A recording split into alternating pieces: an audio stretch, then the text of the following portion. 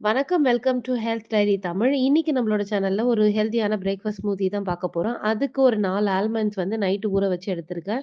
அது கூடவே வால்நட்ஸ் ஒரு 2 எடுத்திருக்கேன். அதுக்கப்புறமா ஸ்வீட்க்காக பேரிச்சம்பழம் ஒரு 3 எடுத்திருக்கேன். இது கூட 10 நிமிஷமா ஊற வச்ச ஓட்ஸ் எடுத்திருக்கேன்.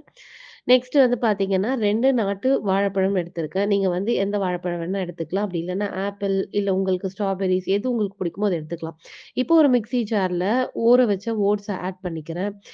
இது கூட நட்ஸையும் ஆட் பண்ணிக்கிறேன். ஸோ எல்லா நட்ஸும் வந்து தோல் உரிச்சு வச்சிருக்கேன். ஸோ இது எல்லாமே ஆட் பண்ணிக்கலாம். இது கூட வாழைப்பழம் ஆட் பண்ணிக்கிறேன். ஆட் பண்ணதுக்கு அப்புறமா ஒரு நல்லா வந்து கிரைண்ட் பண்ணி எடுத்துக்க போறோம்.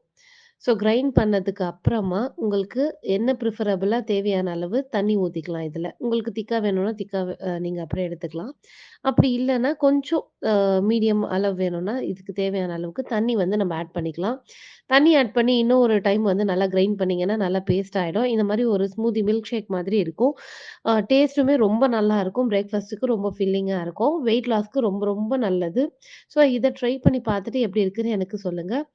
அண்ட் இந்த மாதிரி ஹெல்த்தியான ரெசிபீஸ்க்காக ஹெல்த் டைரி தமிழ ஃபாலோ பண்ணுங்க. நன்றி, வணக்கம்.